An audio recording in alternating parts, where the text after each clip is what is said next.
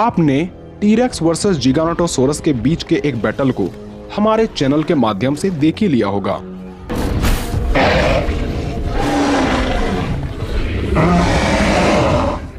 पर इसी साल आने वाली जुरासिक वर्ल्ड डोमिनियन में दिखाया गया जिगानोटोसोरस बेहद ही शक्तिशाली, खूंखार और भयंकर डायनासोर था, जिसने टीजर में ही टीरेक्स को किसी खिलौने की भांति मसल कर रख दिया।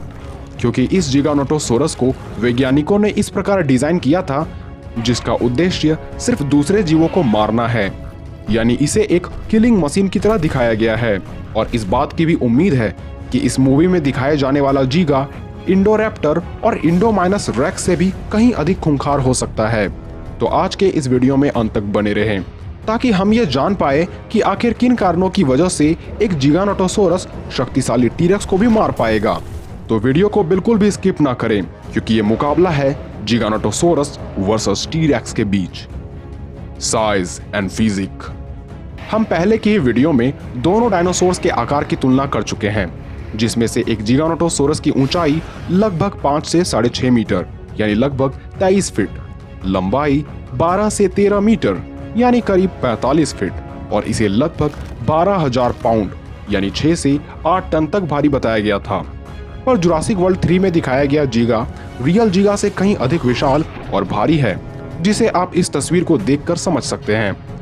वहीं दूसरी ओर मूवी में एक टायरानोसोरस रेक्स को घने फेदर्स वाला रेक्सी के तौर पर दिखाया गया है, जो आकार में 4 से 6 मीटर यानी 13 से 20 फीट ऊंचा, 40 फीट लंबा और वजन में करीब 8 टन तक हो सकता है। यानी आकार के आंकड़ों की ओर ध्यान दे तो इसमें बेशक जुरासिक पार्क और रियल जीगा भी एक टीरेक्स से बेहतर ही है।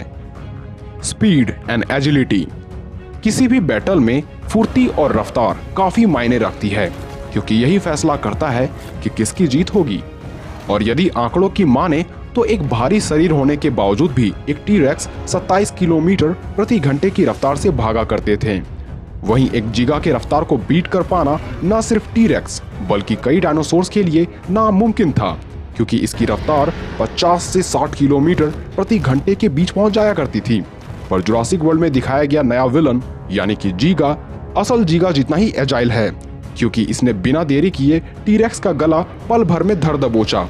इसलिए स्पीड एंड एजिलिटी में किसी भी जीगा का एक टीरेक्स कभी टक्कर नहीं दे पाएगा। Time and place. अगर दोनों डायनासोर के टाइम पीरियड और रहने की स्थान की बात करें तो एक टीरेक्स उत्तरी अमेरिका में 6.5 करोड़ सालों पहले पाए जाते थे, लेकिन जीगा इस मामले में भी टीरेक्स से काफी पुराना डायनासोर है, क्योंकि इसकी उत्पत्ति धरती पर आज से 97 मिलियन सालों पहले दक्षिणी अमेरिका में हो चुकी थी। इसलिए जीगा के पास ज्यादा फाइटिंग एक्सपीरियंस थी।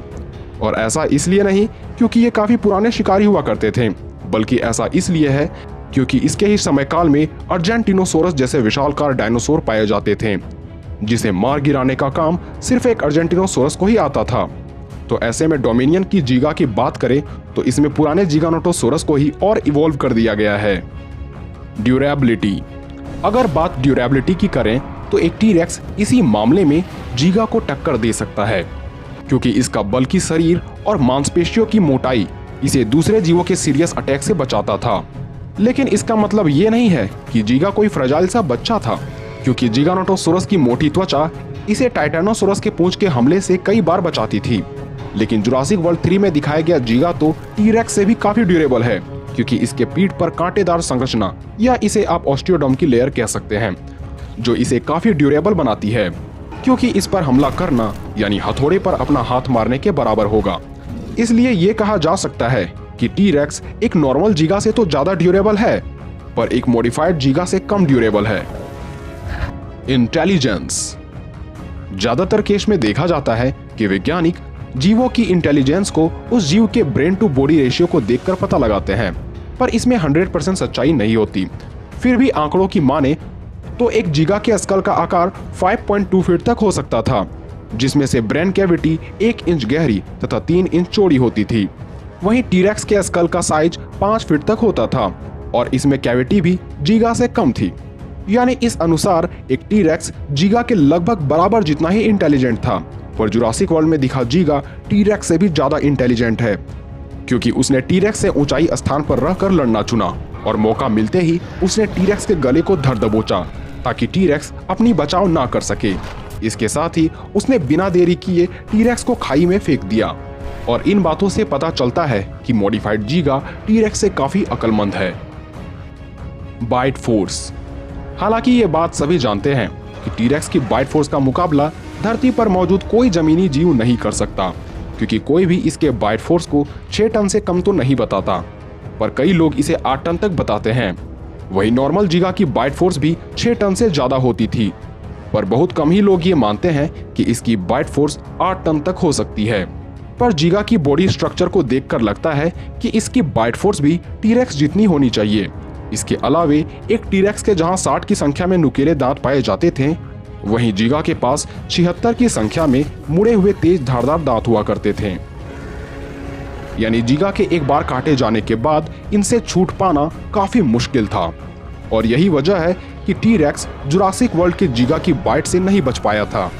इसलिए एक और जहां नॉर्मल टीरेक्स और नॉर्मल जीगा बाइट फोर्स में लगभग बराबर है, वहीं इस बात की संभावना है कि एक मॉडिफाइड जीगा के पास ज्यादा बाइट फोर्स हो सकती है। Other weapons. शक्तिशाली बाइट फोर्स के अलावे दोनों की दूसरे हथियारों की ओर बात करें तो दोनों के पास उसके नुकीले क्लॉज, भारी शरीर, तेज नजर और सूंघने की काफी अच्छी क्षमता मौजूद थी, जिसमें से बेशक एक टीरेक्स इन मामलों में जीगा से काफी आगे है, अगर हम इसके फोरलिम्स को छोड़ दें तो। पर डोमिनियन में दिखा जीगा रैम टेक्निक यानी अपने सिर से टक्कर मारना भी जानता है, जो इसे लड़ाई में काफी एडवांटेज देती है। वर्डिक्ट। यानी पहले बताए गए सभी बातों पर ध्यान दिया जाए तो ये बात तय है कि टीरेक्स वर्सेस नॉर्मल जीगा की लड़ाई में दोनों के बीच लगभग बराबर का ही मुकाबला होगा, लेकिन कुछ मामलों में टीरेक्स के आगे होने के कारण इसके जीतने के 55% चांसेस है। पर एक मॉडिफाइड जीगा और टीरेक्स के बीच कोई मुकाबला ही नहीं है, क्योंकि ये जिगानोटोसोरस काफी शक्तिशाली है। इसलिए इसने टीजर में ही टीरेक्स को काफी आसानी से धूल चटा दिया था। पर इस बात की भी उम्मीद है कि जुरासिक वर्ल्ड डोमिनियन में एक मॉडिफाइड टीरेक्स को भी दिखाया जाएगा, जिस पर एक वीडियो मैं बाद में बनाऊंगा। तो मिलते हैं अगले वीडियो में।